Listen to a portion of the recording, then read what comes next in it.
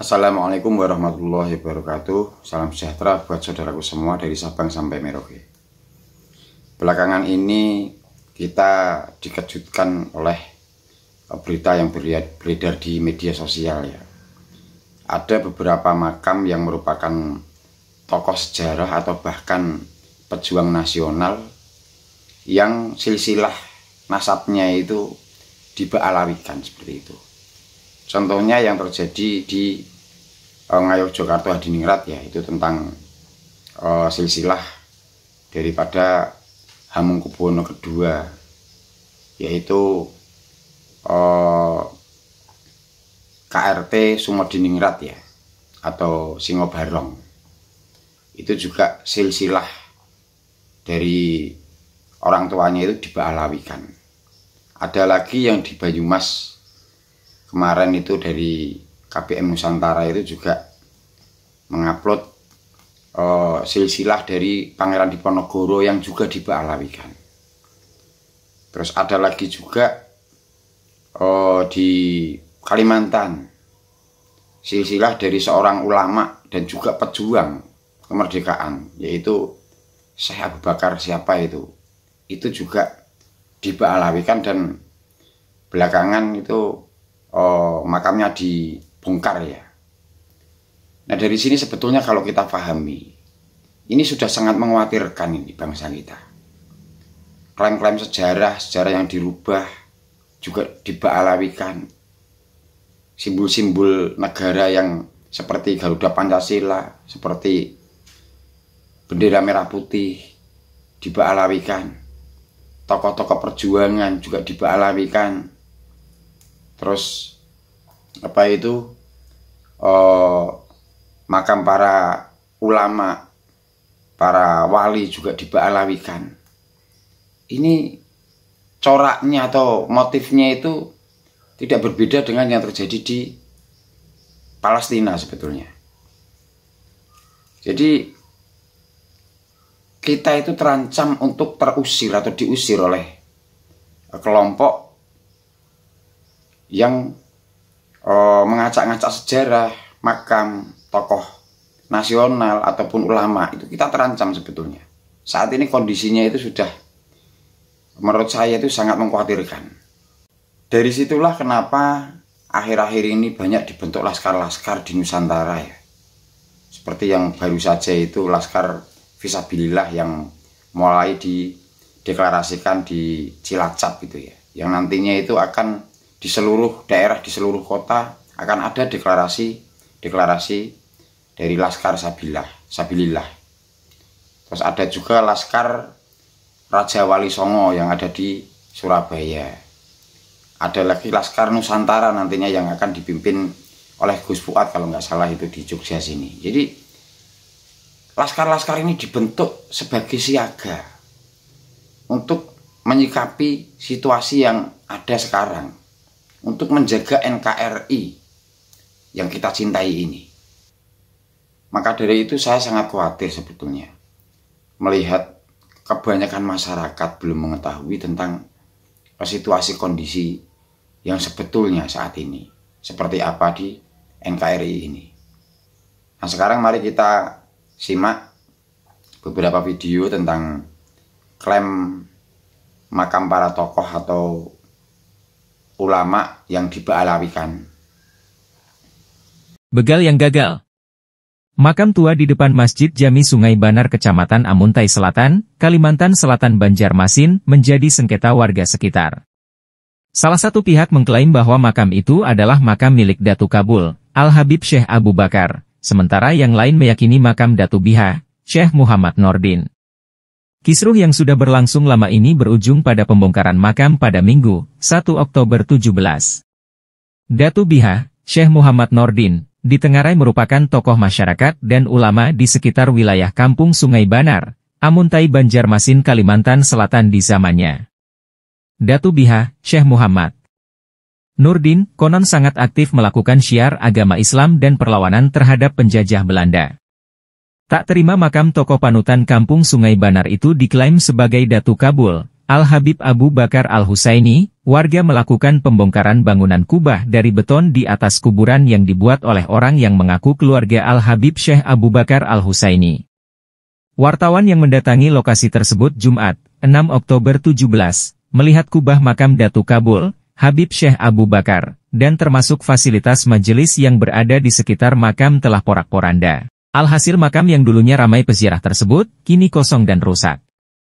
Bahkan alkah atau beton semen di atas kubur berlapis marmer milik Datu Kabul, Habib Abu Bakar, sudah tidak ada, dan tergantikan oleh makam baru yang juga berlapis marmer bertuliskan Syekh Muhammad Nordin atau Datu Biha. Kemarin masih Al-Habib Syekh Abu Bakar, sekarang sudah menjadi Datu Biha, Syekh Muhammad Nurdin.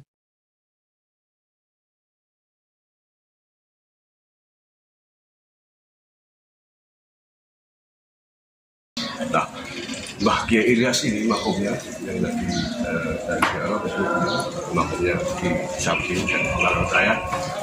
Beliau adalah abahnya dari si Mbah Ki Haji Abdul Malik atau Mbah Malik Kedung Baruk. Mbah Malik adalah gurunya Habib Lutfi Pekalongan. Nah, Mbah Malik bin Haji Muhammad Ilyas, ke atas lagi bin Ali Dipowongso, ke atas lagi bin Pangeran Diponingrat, Pangeran Diponingrat bin Pangeran Diponegoro, Pangeran Diponegoro bin Sultan Hamengkubuwono III. Nah, beberapa waktu yang lalu ramai dibicarakan, terungkap di buku Aurat Wirid Sadiliyah dari Pekalongan. Itu ada tawasul ila hadrati Mbah Malik bin Mbah Ilyas bin Yahya. Ini membuat geger karena tiba-tiba ada Mbah Ilyas bin Yahya, padahal di Pekancingan yang saya baca dari Jakarta Keraton tidak ada namanya bin Yahya, adanya ya bin Ali di Kebonso. Nah, ternyata hari ini kita siaran di sini, menurut saya kondisinya jauh lebih parah dari yang kita temukan, karena di atas Mbah Ilyas di sini bukan bin Yahya, tetapi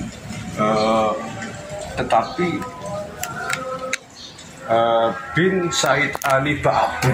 Kalau Ba'abud ini adalah keluarga dari Bani Alawi, Habib dan ini luar biasa. Dan tidak hanya Raden Mas Ali Dipowongso yang menjadi Ba'abud, tetapi juga ke atas lagi Ali Diponegoro atau HPA Diponegoro II dalam kurung Said Muhammad Ba'abud juga, artinya Pak Alawi juga. Kemudian ke atas lagi Pangeran Diponegoro dalam kurung Said Abdul Hamid, dan ke atas lagi Sultan Hamengkubuwono III dalam kurungnya adalah Said Hasan. Ini menjadi Said, jadi berarti marga Habib semua. Sehingga kalau kemarin atau hari ini banyak yang mengatakan Indonesia darurat Pak Alawi, menurut saya ada benarnya. Ini bahkan ada sebuah video yang menunjukkan bahwa seseorang ini mendapat tugas dari seorang Habib ya, untuk menggali makam-makam keramat.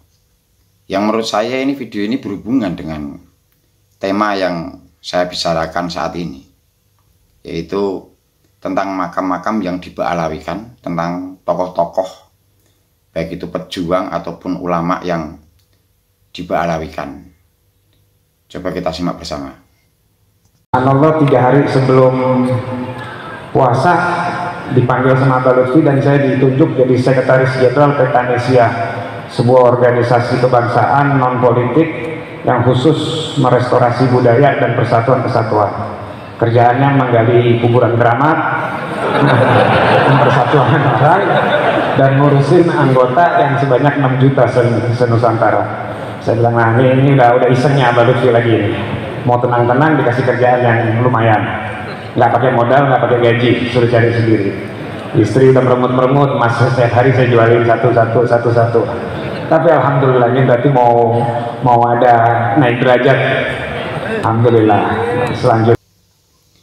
Jadi makanya saya berharap, saya ingin para netizen, saudara-saudaraku semua yang memahami tentang polemik ini, yang memahami akan situasi ini, ikut dengan aktif mensosialisasikan kepada teman-teman dekat, saudara, ataupun kerabat ya, dengan hati-hati. Karena sebetulnya kalau kita mencermati kondisi atau situasi belakangan di NKRI ini, kita semua ini seharusnya sudah mulai merapatkan barisan dan siaga untuk menghadapi jika saja bangsa kita itu harus menjadi seperti Palestina. Coba, apa nggak ngeri? Ini walaupun prediksi, tapi tanda-tandanya itu sudah sangat jelas sekali. Tanda-tanda seperti di Palestina itu sudah sangat jelas sekali. Makanya saya itu sampai membuat channel sendiri itu, saya ingin menyampaikan rasa kekhawatiran saya ini. Karena saya setidaknya menyimak tentang radikalisme di Indonesia ini. Itu dari Pilpres yang lalu tahun 2019. Saya berusaha benar-benar mengikuti gerakan mereka itu, saya benar-benar berusaha mengikuti. Nah, bagaimana? Bukankah benar-benar sangat mengkhawatirkan kan? Maka dari itu, mari saudara-saudaraku semua, sebangsa dan setanah air, kita bangkitkan jiwa patriotisme kita. Kita bangkitkan rasa jiwa nasionalisme kita, agar kita bisa bersatu padu dengan keberagaman untuk bersama-sama menjaga NKRI yang kita cintai ini, agar kita bisa merapatkan barisan dengan segala perbedaan yang ada untuk menyikapi gejolak-gejolak dari kelompok radikalisme yang sudah sangat mengkhawatirkan di negara kita ini. Akhir kata, wabillahi taufiq wal hidayah. Wassalamualaikum warahmatullahi wabarakatuh. Salam sejahtera, salam Bhinneka Tunggal Ika, merdeka.